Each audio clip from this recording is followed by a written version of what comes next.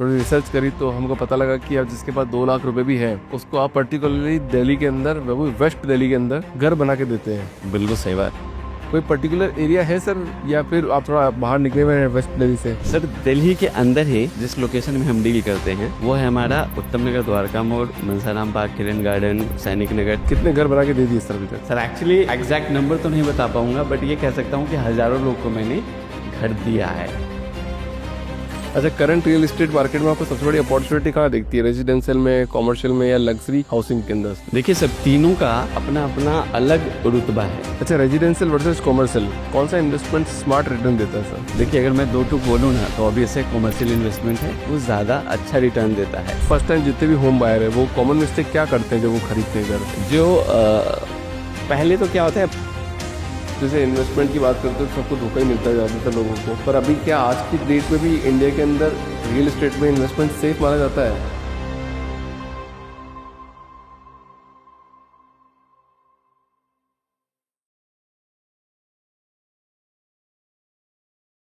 मुकेश जी, बहुत बहुत स्वागत है आपका। Thank you so much sir, आपने ये अपॉर्चुनिटी दी कि हम आपके पास आएँ और अपनी बातें जो हमारे व्यूअर हैं उनको हम बता सकें। द फाउंडर्स जिम के अंदर सर। जी जी बिल्कुल, हम फाउंडर टीम, आपके एक्चुअली 2 चैनल है सर, है ना? हाँ सर। फाउंडर टीम पहला है, उसके बाद आपका ह्यूमन करके है। The powerful human. हाँ, द पावरफुल ह्यूमन, उसमें भी बड़े बड़े लोग आते हैं आपके पास। हमें भी अपॉर्चुनिटी मिली कि चलिए अभिषेक ब्यास जी के पास जाया जाए, अपनी बातें अपनी ऑडियंस को रखा जाए कि हम उनको कैसे रेंट के घर से निकाल के अपने घर में ला सकते हैं। बहुत बढ़िया मुकेश जी, मैं जब आपके बारे में पढ़ रहा था और थोड़ी रिसर्च करी तो हमको पता लगा कि अब जिसके पास 2 लाख रुपए भी है उसको आप पर्टिकुलरली दिल्ली के अंदर, वो वेस्ट दिल्ली के अंदर घर बना के देते हैं। बिल्कुल सही बात। उसके बाद 2 लाख रुपए भी है। कोई पर्टिकुलर एरिया है सर, या फिर आप थोड़ा बाहर निकले हुए हैं वेस्ट दिल्ली से? सर दिल्ली के अंदर ही जिस लोकेशन में हम डील करते हैं वो है हमारा उत्तम नगर, द्वारका मोड़, मनसाराम पार्क, किरण गार्डन, सैनिक नगर। ये सब ऐसी लोकेशन है जो दिल्ली में होते हुए एक अच्छी कनेक्टिविटी के साथ बड़े अच्छे तरीके से डेवलप किया गया है। और वहाँ पे बड़ा आश्चर्य होगा जो हमारे व्यूअर हैं उनको सुन के, अगर आपके पास 2 लाख भी है ना तो दिल्ली में आप अपना घर ले सकते हैं। कैसे? हमारा जो 1 BHK है ना वो स्टार्ट हो जाता है 18 से 20 लाख रुपए से। अब उसमें 10 से 15% का डाउन पेमेंट देना होता है, तो 10% भी आप डाउन पेमेंट पकड़ लें तो 2 लाख रुपए होते हैं। 18 लाख रुपए हम लोन करवा देते हैं। अब 18 लाख लोन करवाने के लिए आजकल की जो बेसिक सैलरी है वो 30,000 रुपये लोग कमा ही रहे हैं। अगर 30,000 उनकी अर्निंग्स है, उनकी सैलरी है, तो 30,000 पे तकरीबन उनका 15 से 18 लाख लोन हो जाएगा। 2 लाख तो हर कोई जमा कर सकता है। देखिए, अगर 2 लाख भी नहीं है तो मेरे हिसाब से घर लेने का सोचना ही नहीं चाहिए आदमी को। तो 2 लाख लगा के 18 लाख लोन करवा के जितना वो रेंट दे रहे हैं उतना ही EMI में उनको अपना घर दिल्ली में हम दे रहे हैं। खुद का घर मिल जाएगा। हाँ, वो भी सारी चीज़ें होती हैं सर, जैसे जो बेसिक सुविधाएं हैं, डेडिकेटेड पार्किंग होती है, लिफ्ट होता है, CCTV कैमरे होते हैं, सिक्योरिटी गार्ड होता है, घर के अंदर इंटीरियर बहुत ही शानदार होता है। अगर आप चाहें तो हमारे यूट्यूब चैनल पे जो हमारे व्यूअर हैं सुन रहे हैं, हमारे यूट्यूब चैनल खुद M Sanvi estate private limited के नाम से है, वहाँ पे जाके घर की प्रॉपर टूर वो देख सकते हैं, क्योंकि हम पूरी वीडियो 10 से 12 मिनट की पूरी टूर देते हैं। आप कह सकते हैं जिस तरह वर्चुअल रियलिटी होती है ना, लोग घर बैठे पूरी फील ले लेते हैं साइड विजिट का, वैसे ही हमारे यूट्यूब चैनल पे या फेसबुक या इंस्टा पे जाके वो पूरा फील ले सकते हैं, पूरी टूर ले सकते हैं अपने सानवी घर रियल के। Estate? Um Sanvi estate private um limited. Sanvi. जी तो कितने साल हो गए सर एम सानवी को? सर। कितने घर बना के दे दिए सर अभी तक? सर एक्चुअली मैं एग्जैक्ट नंबर तो नहीं बता पाऊंगा, बट ये कह सकता हूँ कि हजारों लोग को मैंने घर दिया है।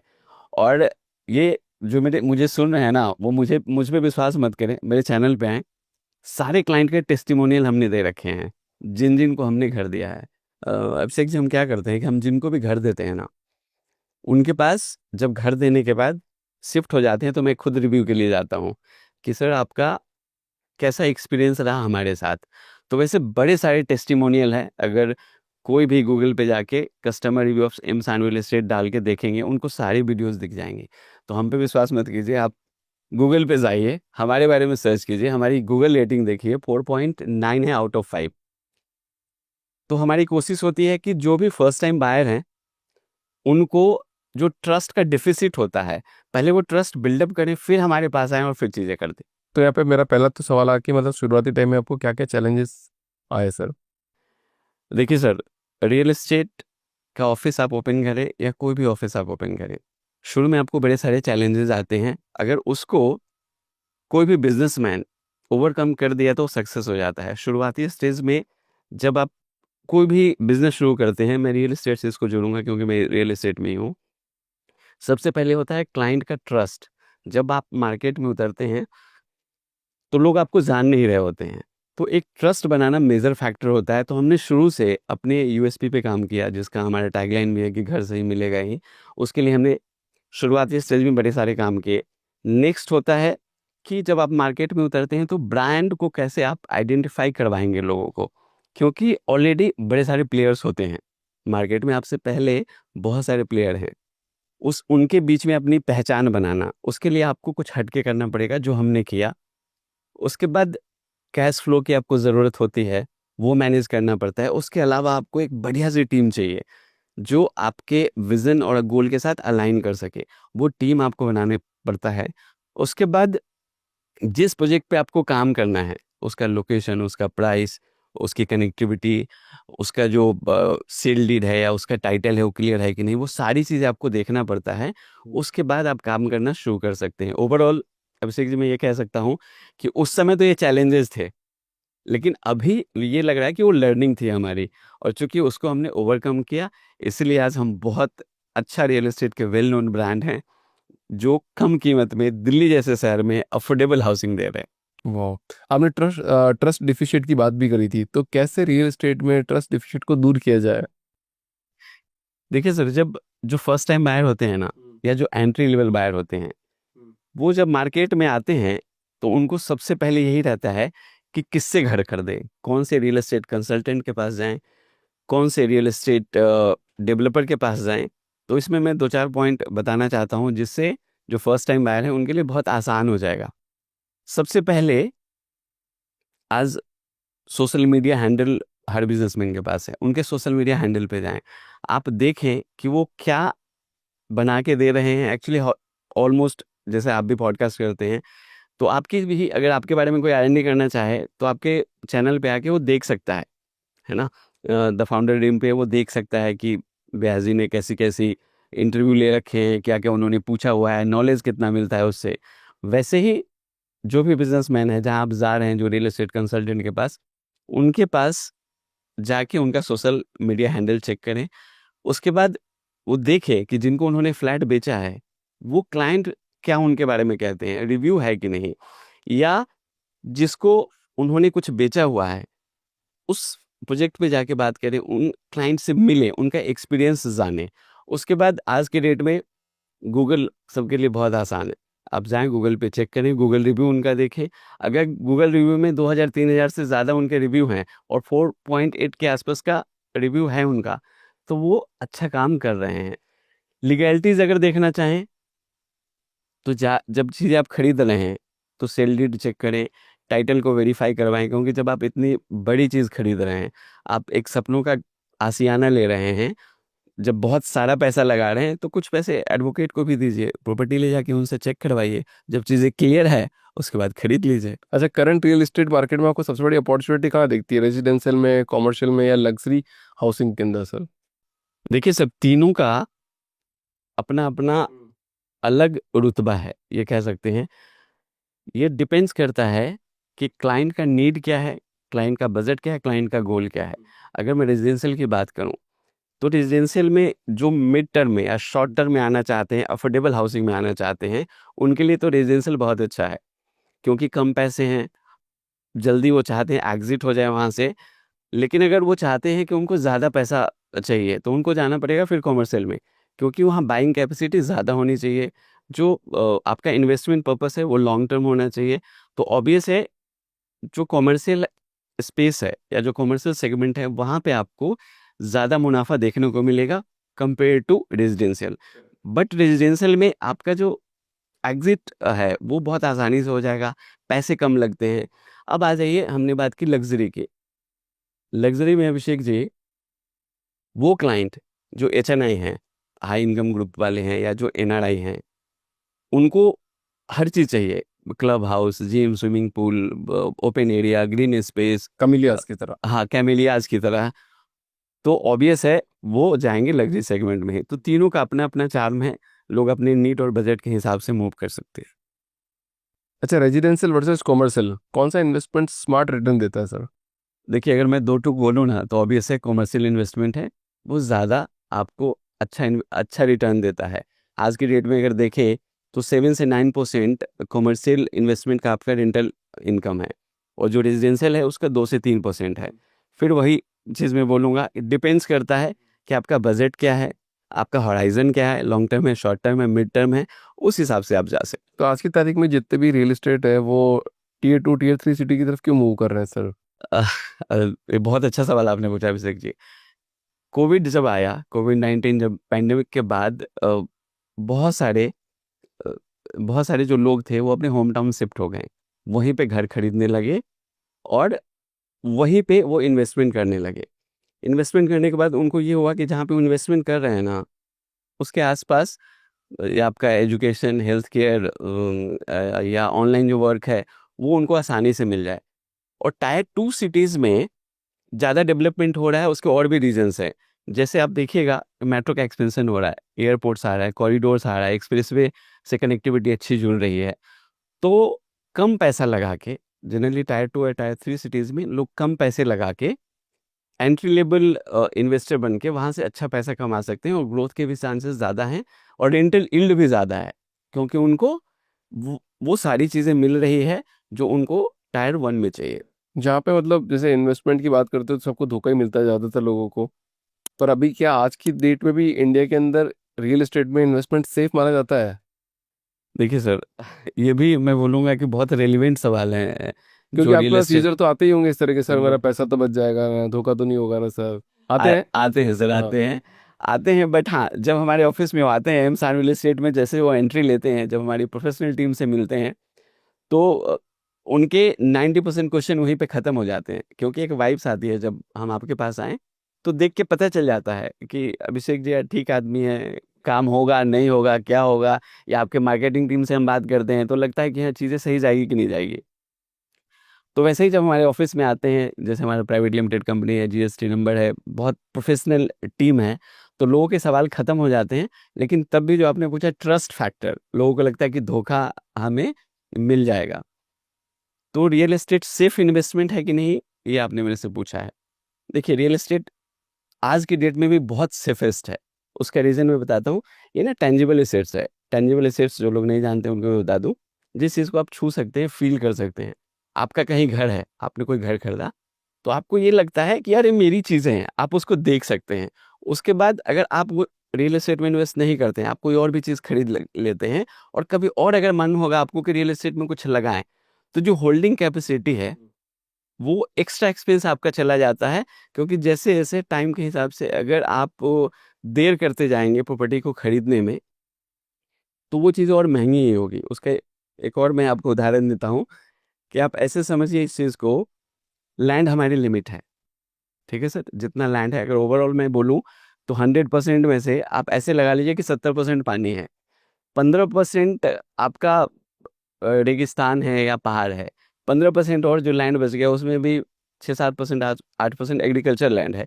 रेस्ट जो लैंड बच गया उस पे हम इंसान रहते हैं। वो लिमिट है सर, लेकिन पॉपुलेशन लगाइए, पॉपुलेशन दिन पे दिन बढ़ती जा रही है। तो जो चीज़ आपकी सप्लाई लिमिट है, डिमांड ज़्यादा है, तो ऑब्वियस है वो चीज़ें हमेशा महँगी होगी और वो बढ़ती जाएगी। महँगी के साथ-साथ हमेशा उसमें एप्रिसिएशन आएगा। और एक चीज़ और भी मैं इसमें जोड़ूँगा, टाइम के हिसाब से रियल एस्टेट ही एक ऐसी चीज़ है जिसमें हमेशा एप्रिसिएशन आता है। हमने आज तक तो नहीं सुना कभी कि प्रॉपर्टी खरीद के ना मैं बर्बाद हो गया। ये आपने किसी से नहीं सुना होगा ये चीज़ें। करेक्ट। और उसके बाद एक मेन फैक्टर है, वो है इमोशनल टच। जब आप रियल एस्टेट लेते हैं ना, आप उसको सिर्फ़ आपकी प्रॉपर्टी नहीं है, वो एक भविष्य है। अगर आपका घर है ना, घर में आपने पैसे लगाया हुआ है, तो कोई अगर आपसे पूछेगा कि दिल्ली में आपका घर है? तो आप बोल रहे हैं हाँ भाई मेरा घर है। चौड़ा हो के आप बोलते हैं मेरा घर है। और अगर आप 1 लाख रुपए रेंट देके भी रहते हैं और तब भी कोई पूछ देता है कि घर है, तो आप मतलब दबे आवाज़ में बोलते हैं हाँ भाई रेंट पे रहता हूँ, ऐसा है। तो फील अलग है सर रियल एस्टेट की। हाँ, ये अलग बात है कि गोल्ड है या शेयर मार्केट है या क्रिप्टो है, उसकी लिक्विडिटी ज़्यादा है, रियल एस्टेट की लिक्विडिटी कम है, बहुत जल्दी आप इसको तुरंत सेल आउट नहीं कर सकते। तो फर्स्ट टाइम जितने भी होम बायर है वो कॉमन मिस्टेक क्या करते हैं जब वो खरीदते हैं घर, कैसे अवॉइड कर भी सकते हैं वो भी बताना। ठीक है सर। जो पहले तो क्या होता है, बजट की जो प्लानिंग होती है ना, तो जो हमारे फर्स्ट टाइम बायर्स होते हैं उनकी बजट की प्लानिंग सही नहीं होती है। वो ये सोच के चलते हैं कि चलो 50 लाख का मैं घर ले लूँगा, लेकिन 50 लाख तो उस घर का या उस प्रॉपर्टी का प्राइस है। उसके अलावा रजिस्ट्रेशन चार्जेस हैं, स्टैम्प ड्यूटी है, फर्निश्ड करने के हैं, तो वो तकरीबन आपका 10% 15% एक्स्ट्रा कॉस्ट चली जाती है। तो बजट की प्लानिंग सही से करनी चाहिए। उसके बाद एक चीज़ और भी आती है, जब हम घर या प्रॉपर्टी खरीदते हैं ना, तो आज के हिसाब से खरीदते हैं कि हम आज घर में कितने आदमी हैं, 4 आदमी हैं ना, तो चलो 2 बीएचके मेरे लिए ओके है। बट घर में नए मेंबर्स आएँगे, आपकी फैमिली बढ़ेगी, बच्चे होंगे, उनके लिए जगह चाहिए। तो घर 1 दिन के लिए तो आप खरीद नहीं रहे हैं या 1 साल के लिए तो आप खरीद नहीं रहे हैं। तो जो बायर्स होते हैं ये भी गलती करते हैं कि आज का सोच के ले लेते हैं, जबकि घर तो 15-20 साल 25 साल के लिए होता है। तो थोड़ा ये भी देखना चाहिए कि हमारे बच्चे बड़े होंगे, उनके लिए भी बेडरूम चाहिए, उनके लिए स्टडी रूम चाहिए, उस हिसाब से उनको आर&डी करना चाहिए। एक चीज़ और भी है इसमें जो मैं ऐड करना चाहूँगा, जैसे किसी ने किसी को बोल दिया कि ठीक है वहाँ से हमने चीज़ें खरीद ली, तो वो जाके रेफरेंस के थ्रू चीज़ें ले लेते हैं, वो जाके देखते नहीं है कि एक्चुअल में लेने के बाद क्या हुआ। तो उनको जो बायर हैं उनको मार्केट एनालिसिस करनी चाहिए, उनको गूगल रिव्यू देखना चाहिए, उनको फ्लैट की टूर देखनी चाहिए, उस आदमी से जाके मिलना चाहिए, प्रॉपर्टी की टाइटल देखनी चाहिए। ये सारी चीज़ें देखने के बाद ही एक डिसीजन लेना चाहिए। हाँ, लीगैलिटी जो लीगल है प्रॉपर्टी का वो तो चेक करवाना ही चाहिए। उसके बाद डिसीजन ले कि मुझे इनसे घर खरीदना है या नहीं खरीदना है। सर दो बातें होती है इंडिया मार्केट के अंदर कि या तो प्राइस ड्रॉप होगी तब हम लेंगे, या right now right time is, मतलब अभी अप्रोच जो है कि आज ही खरीद लो वो सही है। कौन सी अप्रोच को देखना चाहिए एक इंडियन बायर को? सर इंग्लिश में ना एक कहावत है, best time to buy real estate was yesterday और second best time to buy real estate today. या तो कल ही खरीद लेना चाहिए था या आज खरीद लीजिए, क्योंकि फिर से वही बात, डिमांड सप्लाई की बात है। सप्लाई फिक्स है, डिमांड बढ़ती जा रही है। लैंड कभी डिप्रिसिएट हुआ ही नहीं, कोई ये कभी बोला ही नहीं कि मैंने कोई चीज़ खरीद ली और उसको खरीद के मुझे परेशानी हो गई। तो हमेशा जब आपको लगे कि आपके पास पैसे हैं, कंफर्टेबली आप उसको खरीद सकते हैं, थोड़ा बहुत स्ट्रेच करना है तभी आप स्ट्रेच करके चीज़ों को अगर आप खरीद सकते हैं तो खरीद लेना चाहिए। क्योंकि जितना टाइम आप ये सोचेंगे कि कल खरीदूंगा परसों खरीदूंगा, वो चीज़ें उतनी बढ़ती जाएगी। उसके बाद अगर आप रेंट पे रह रहे हैं तो वहाँ पे कभी ना आपको अपने वाली फील नहीं आएगी, इमोशनल लॉस हम उसको बोलते हैं, कि आपको लगेगा रेंट के घर में रहते हैं। लैंडलॉर्ड बहुत आजकल परेशान करते हैं, जो लोग रेंट पे रहते हैं वो फील कर पाएंगे इस चीज़ को कि पानी ज़्यादा यूज़ कर लिया तो तुम्हारे यहाँ लोग ज़्यादा आ रहे हैं, टाइम से पहले लोग रेंट मांगने आ जाते हैं, रेंट टाइम से नहीं देंगे तो लैंडलॉर्ड बोलेंगे भैया घर खाली कर दो। तो इस सारी चीज़ को देखते हुए अगर थोड़ा स्ट्रेच करके भी थोड़ा डाउन पेमेंट जोड़ करके भी अगर आप अपना घर ले सकते हैं ना, तो सही टाइम होता है जब आपने सोच लिया तभी ले लीजिए। और उसके लिए सही सोच, सही समय और सही साथ की ज़रूरत पड़ती है। अगर तीनों का कॉम्बिनेशन जब भी बन रहा है ना, बस खरीद लीजिए। सोना चांदी हमेशा बिक सकते हैं, पर जमीन हमेशा विरासत बन के उभर के आती है। हाँ सर, ये बिल्कुल आपने ठीक बोला। एक अ, जो ज़मीन है या प्रॉपर्टी है या घर है ना, वो लेगेसी को, अपनी लेगेसी को आप पास ऑन करते हैं। जैसे अगर मेरे पास चीज़ें हैं, वो मेरा बेटा यूज़ करेगा, फिर बेटा का बेटा यूज़ करेगा। गोल्ड होता है, उसकी लिक्विडिटी ज़्यादा होती है, बट जो रियल एस्टेट है या घर है या प्रॉपर्टी है ना, सर किसी को आप ये नहीं बोल सकते मेरे पास 5 किलो गोल्ड है ना? बट किसी को आप ये बोल सकते हैं कि मैंने ना दिल्ली में 10 करोड़ का घर ले रखा है। तो दोनों की फीलिंग्स अलग हैं सर। हाँ, लिक्विडिटी में प्रॉब्लम्स है, रियल एस्टेट थोड़ा जल्दी नहीं बिकेगा, बट आपका गोल्ड है या क्रिप्टो है या शेयर मार्केट है, उसमें से पैसे आपके जल्दी आ जाएँगे। बट हाँ, अफोर्डेबल हाउसिंग में अगर आप पैसा लगाते हैं, हमारे साथ अगर आप पैसा लगाते हैं उत्तम नगर द्वारका मोड़ में, जहाँ पे 2 लाख देने के बाद भी आपको रेडी टू मूव इन घर मिलता है। हाँ सर, एक चीज़ और भी, जहाँ पे हम लोग काम करते हैं ना सर, फ्लैट एकदम रेडी होता है। आप जाइए, फ्लैट पहले देख लीजिए, आपको अगर पसंद आ गया तो आप बुक करवाइए, 15 दिन के अंदर में आप रजिस्ट्री करवाइए और 16वें दिन अपने घर में जाइए सर। ऐसा नहीं है कि 2 साल 4 साल लगते हैं, एकदम रेडी होता है सर। जैसे हम तो घर की बात आ गई सर, एक बहुत बड़ी मिसकंसेप्शन को थोड़ा दूर कीजिए, सुपर बिल्डअप एरिया और कारपेट एरिया। अब आप बोल तो उसको 1000 स्क्वायर फीट रहे हो, जब वो घर में जा रहा है तो उसको 600 मिल रहा है। क्या ऐसा होता है वास्तव में? और कितना परसेंटेज होना चाहिए सुपर बिल्टअप एरिया और कारपेट एरिया के अंदर? सर बिल्कुल होता है। मैं अफोर्डेबल हाउसिंग की अगर बात करूं तो सर हम लोग क्या करते हैं कि सपोज करिए हमने 100 गज की एक लैंड ली, उस पे 100 गज का घर हमने बनाया और 100 गज की रजिस्ट्री कर दी। ये तो हमारे सेगमेंट की बात हुई, जहाँ पे super built up area, carpet area और बिल्टअप एरिया ऐसा कुछ होता ही नहीं है। जितनी ज़मीन है उतने पे घर बनाया हुआ और उतने की रजिस्ट्री होगी। अब आप आ जाइए हाई राइज़ में। हाई राइज़ में क्या होता है, जो सुपर बिल्टअप एरिया होता है, मैं क्लियर करना चाहूँगा जो लोग हमें देख रहे हैं। ऐसी हम बहुत सारी वीडियो बनाते भी रहते हैं अभिषेक जी, हमारे YouTube channel M Sanvi real estate पे आके भी लोग देख सकते हैं, इंस्टाग्राम, फेसबुक पे भी जा सकते हैं। सुपर बिल्टअप एरिया सर वो होता है कि 1000 गज या 1000 स्क्वायर फीट आपको बोला गया, लेकिन उसमें क्या है, आपका घर भी है, आपकी बैल्कनी भी है, आपके क्लब हाउस भी है, जिम है, स्विमिंग पूल, सारा ऐड करके उस प्रोजेक्ट को आप एकदम सारा जोड़ लीजिए, जितना भी एरिया आपको मिल रहा है उसको, वो सुपर बिल्टअप एरिया है।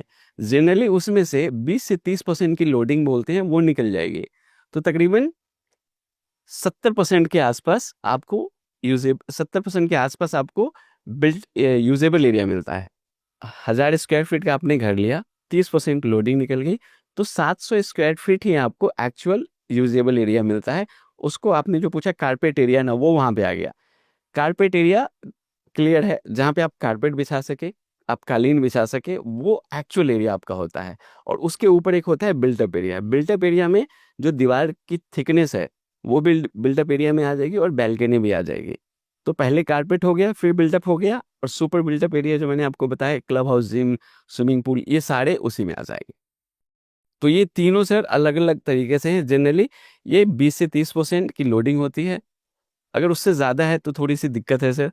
और मैं चाहूँगा कि जो डेवलपर हैं, जो बिल्डर हैं, जब क्लाइंट्स आपके पास आ रहे हैं तो उनको पहले ये चीज़ क्लियर कर दें, क्योंकि लोगों को आप पैसे तो ले रहे हैं 1000 स्क्वायर फीट के हिसाब से, लेकिन सर 2016 के बाद जब रेरा आया है तो बहुत सारी चीज़ें क्लियर हो गई है। रेरा ने ये बोला है कि आपको कारपेट एरिया जो बायर हैं उनको क्लियर बताना पड़ेगा। हाँ, आप सुपर एरिया पे तो बता रहे हैं, बट कारपेट एरिया बताना पड़ेगा कि इतना आपको एग्जैक्ट एरिया मिल रहा है जिसे आप यूज़ कर सकते हैं। मतलब पेपर वर्क और लीगल चेक कितना इंपॉर्टेंट है किसी भी बायर के लिए जब वो कभी प्रॉपर्टी खरीदता है तब? सर ये तो बहुत ही ज़रूरी है। आप अपने जीवन का सबसे बड़ा काम करने जा रहे हैं। आप एक घर खरीदने जा रहे हैं जिसको आप सालों साल तक रखेंगे, लेगेसी को पास ऑन करेंगे, अपने बेटे को, पोते को देंगे। तो लीगैलिटी चेक करना तो बहुत ज़रूरी है। और जो लोग चेक कर सकते हैं वो तो खुद कर लें, जो सेल डीड है, आप प्रॉपर्टी का टाइटल्स हैं, खुद देखें। और जो नहीं कर सकते हैं ना, तो मैंने प्रीवियसली बोला है कि आप जब 50 लाख की चीज़ खरीद रहे हो, आप 1000 रुपये किसी एडवोकेट को दो, उनसे आप चेक करवा लो।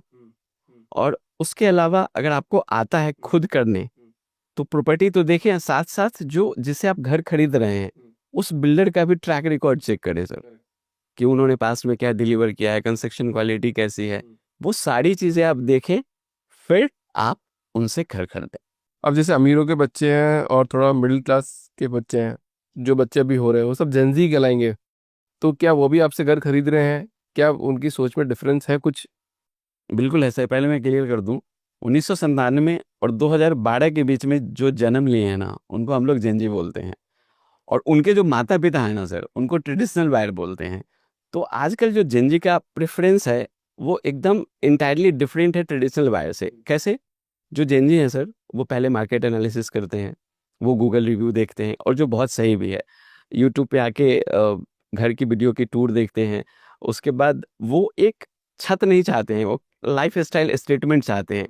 वो चाहते हैं कि हम जो घर ले उसमें उनको डिजिटल डोर लॉक मिले, सीसीटीवी कैमरा मिले, रिमोट से चलने वाली उनको लाइट्स मिले, एक बहुत ही बेहतर एमिनिटी चाहते हैं।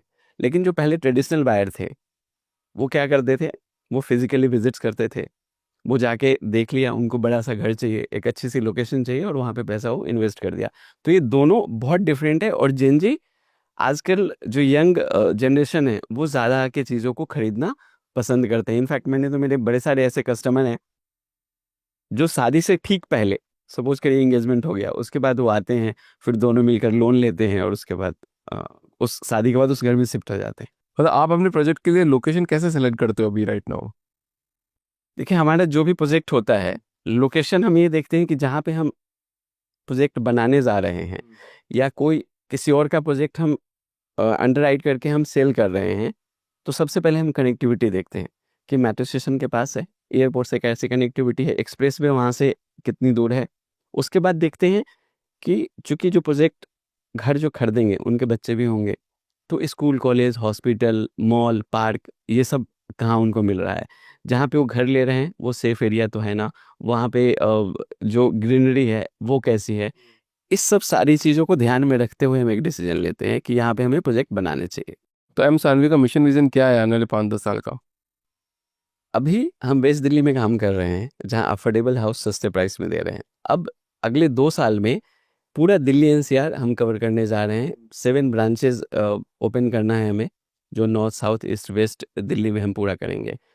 अगले 4 साल में जो 2029 आएगा, वहाँ पे हम एसएमई आईपीओ लॉन्च करने का हमारा विज़न है। अब देखिए हम कितना उसमें सफल होते हैं, बट हमारी पूरी कोशिश है कि मैं आईपीओ लेके आऊँ और वैसे लोग को घर दूँ जो रेंट पे रहते हैं, जो घर तो लेना चाहते हैं लेकिन उनका उतना बजट नहीं है। अफोर्डेबल हाउसिंग में बहुत सारे लोग काम नहीं कर रहे हैं, तो हम उन्हीं लोग को घर देना चाहते हैं जो स्पेशली रेंट के घर में रहते हैं। सर, एक वाकया मुझे याद आ रहा है, जब मैं रियल एस्टेट में कभी जॉब करता था, तो चूंकि अब गुड़गांव की अगर बात करिएगा, तो यहाँ पे 2 करोड़ से 12 करोड़ तक की चीज़ें हैं। 20 लाख 25 लाख में सर कहीं कुछ है ही नहीं। तो एक क्लाइंट्स आए, उनका बजट तकरीबन 20 से 25 लाख रुपए था। अब वो कह रहे थे कि मुझे घर लेना है, कहीं घर नहीं मिल रहा है। तभी मुझे अफोर्डेबल हाउसिंग के बारे में दिमाग में क्लिक किया कि यार कुछ दिल्ली में ऐसी चीज़ है जहाँ पे 20-25 लाख वाले क्लाइंट्स को भी कुछ मिल सकता है, और वो भी 2-3 लाख डाउन पेमेंट पे। फिर हमने इस सेगमेंट पे काम करना शुरू किया। तो जो वेस्ट दिल्ली है, जहाँ पे उत्तम नगर, द्वारका मोड़, जिस लोकेशन की मैंने बात की, अमन सराम पार्क, किरण गार्डन है वहाँ पे मैंने इस चीज़ को ढूंढा। और सबसे अच्छी बात यहाँ ये रही कि फ्लैट एकदम रेडी होता है और क्लाइंट जाएं, बायर जाएं, चीज़ें देखें, उनको पसंद आए, वो डाउन पेमेंट दें, उसके बाद लोन लें और 15 से 20 दिन में अपने वो घर में आ जाए। तो मैं चाहता हूँ कि अपनी जो कंपनी है उसको Delhi NCR, in fact Bihar, UP, Rajasthan, Punjab, उसमें भी हम बहुत जल्दी आएंगे। और साथ में जब आईपीओ आएगा तो सर वो तो हमारे लिए स्पेशली, या जो अफोर्डेबल हाउसिंग है उसके लिए गेम चेंजर होगा। बहुत मज़ा आ रहा है आपके साथ बात करके, बिकॉज आप 2 लाख रुपए में लोगों को घर दे रहे हैं। ये अपने आप में ही बहुत बड़ी बात है। मेरे को भी एक टाइम पे घर की ज़रूरत थी, और काश उस टाइम पे आप मेरे को मिलते। तो सर, अब मुकेश जी, अभी एम सानवी के अपकमिंग प्रोजेक्ट कहाँ कहाँ आ रहे हैं? सर, अभी हमने एक प्रोजेक्ट लॉन्च किया है 1200 गज में, उसमें तकरीबन सर 48 फ्लैट्स हैं। टावर हमारा ABCD है, और इसमें सभी प्रकार के फ्लैट्स हैं, 2 BHK, 3 BHK, 4 BHK। और जहाँ पे हमने इसे बनाया है उससे मेट्रो स्टेशन वॉकिंग डिस्टेंस पे है। 10% के डाउन पेमेंट पे ये फ्लैट खरीदा जा सकता है। और ऑब्वियस है, जो भी प्रोजेक्ट हम बनाते हैं उसके आसपास school, college, hospital, metro station, railway station की कनेक्टिविटी, एयरपोर्ट की कनेक्टिविटी, वो सारी चीज़ें हम देखते हैं, और वैसे ही चीज़ हमने इस प्रोजेक्ट में भी लेकर आए हैं। तो ये हमारे अभी जो कमिंग प्रोजेक्ट्स हैं वो हैं, और फर्दर इस तरह के प्रोजेक्ट हम करते रहते हैं। तो जो भी फर्स्ट टाइम बायर हैं या जो दिल्ली में अपना घर लेना चाहते हैं कि मिनिमम डाउन पेमेंट पे उनको एक अच्छा सा घर मिल जाए जिसमें बेसिक एमिनिटीज़ हो, तो ऑब्वियसली वो हमारे पास आ सकते हैं सर। आपके चैनल के थ्रू वो दिल्ली में अपना घर ले सकते हैं, क्योंकि जहाँ पे अभी मैं बैठा हूँ अभिषेक व्यास जी के साथ, द फाउंडर ड्रीम, बड़े सारे लोग ऐसे आते रहते हैं जो आपके व्यूअर हैं, जो हमारे व्यूअर हैं। मैं उनको भी कहना चाहूँगा कि अगर आपको रियल एस्टेट से रिलेटेड कोई नॉलेज चाहिए, या शेयर मार्केट से रिलेटेड कोई नॉलेज चाहिए, किसी भी तरह का आपको नॉलेज चाहिए, क्योंकि ये बड़े सारे बिजनेसमैन को बुलाते रहते हैं जिससे बड़ी सारी इनसाइट्स लोगों को मिलती रहती है, तो आप लोग इस चैनल पे आएँ और इसको सब्सक्राइब करें। हमारे चैनल पे भी जाएँ, M Sanvi real estate private limited पे, जहाँ पे आप फ्लैट की पूरी टूर देख सकते हैं और घर खरीद सकते हैं। तो जो आपके व्यूअर हैं, जो हमारे व्यूअर हैं, मैं बताना चाहूँगा सर आपको कि जो मेरा यूट्यूब चैनल है उस पर मोर देन 5 लाख सब्सक्राइबर हमारे भी हैं, और जो फेसबुक है उस पर भी 5 लाख से ऊपर हैं, जो हमारे इंस्टाग्राम है उन पे 2 लाख के आसपास हमारे फॉलोअर्स हैं। तो जो हमें सुन रहे हैं, जो रियल एस्टेट में नॉलेज रखते हैं या जो घर का सपना पूरा करना चाहते हैं, वो हमारे चैनल को सब्सक्राइब कर सकते हैं। और सर के पास तो मल्टीपर्पज़ चीज़ें होती है, तो आप लोग सर के चैनल को भी सब्सक्राइब करें। Thank you so much sir. Mukesh ji, Mukesh ji, घर तो बना के बेच रहे हो आप, वो तो सब ठीक है, बिजनेस का पार्ट है, बट आप आए क्यों इस रियल एस्टेट की जर्नी में, कैसे आना हुआ आपका? सर मैं थोड़ा सा आपको जर्नी से पहले ले जाऊंगा। देखिए मैं बिहार से हूँ। बिहार के मुजफ्फरपुर ज़िले के कटरा प्रखंड का बहुत छोटा सा गांव है शिवदासपुर। आज भी सर लोगों को बस पकड़ने के लिए ना तकरीबन 2-3 किलोमीटर पैदल चलना पड़ता है। ये बहुत संघर्षपूर्ण जीवन रहा। पापा ने एक, हमारे किसान हैं पापा एक्चुअली, कैसे कैसे पढ़ा लिखा के उन्होंने दिल्ली भेज दिया।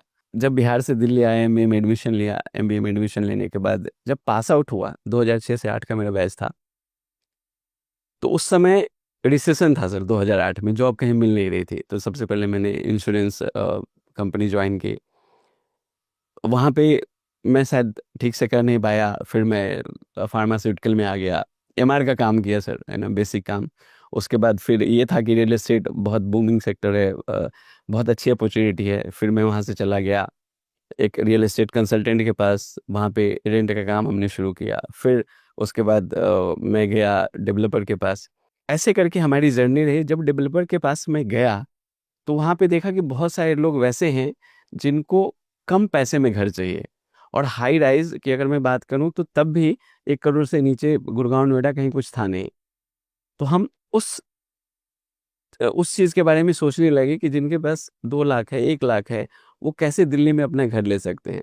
क्योंकि जो घर है ना सर, वो सिर्फ प्रॉपर्टी नहीं है, वो भविष्य होता है। तो यही सोच के कि जो लोग के पास थोड़ा पैसा है, जो लोग रेंट पे रहते हैं लेकिन सालों से घर लेना चाहते हैं। कितने लोग तो सर ऐसे होंगे जो 10-10, 20-20, 25-25 साल से सोच रहे होंगे अपना घर लें, लेकिन वो घर ले नहीं पा रहे होंगे क्योंकि कॉर्पस बहुत बड़ा नहीं होता है बहुत लोगों के पास। जो 30,000, 35,000, 40,000 रुपये कमा रहे हैं सर, वो कैसे सोच सकते हैं कि 2 करोड़, 4 करोड़ का मैं घर ले लूँ? तो उन लोगों के लिए हम कुछ न कुछ ढूँढना शुरू कर दिए। और उससे भी मुझे पता चला कि ready to move in flats होते हैं उत्तम नगर द्वारका मोड़ में, मनसाराम पार्क है, किरण गार्डन, इस सब लोकेशन में, कि आप जाइए, आप घर देखिए, 15 दिन में आप लोन करवाइए और 15 से 20 दिन के अंदर आप घर में शिफ्ट हो जाइए, जहाँ पे सारी बेसिक एमिनिटीज़ होती है। तो वो चीज़ क्लिक किया कि कैसे उन लोग को घर दें जो 2 लाख पे या जो रेंट पे रह रहे हैं, वो कैसे अपने घर में आ जाए। और ये चीज़ सोच-सोच के सर इस सेगमेंट में आया और वहाँ से चीज़ें शुरू की। और complete M real estate sir complete affordable housing में ही डील कर रहा है। वैसे लोग को घर दे रहा है जिसके पास कम पैसे हैं, जो रेंट से अपने घर में आना चाहते हैं, बहुत इच्छा है। इस जगह से आप आते हो और जो आप काम कर रहे हो, सबसे पहले आपको बहुत बधाई देना चाहूँगा मैं। Thank you sir. और जितने भी लोगों का घर का सपना है, अमीर लोगों का तो सपना पूरा हो जाता है, वो तो लग्जरी देखते हैं, बट आप जिनको घर दे रहे हैं वो मेहनत से पैसे कमा रहे हैं बहुत ज़्यादा, बिल्कुल सर। और कम पैसे में आप उनको एक घर दे रहे हैं, तो बहुत बहुत बधाई ऑफ उसके लिए सर।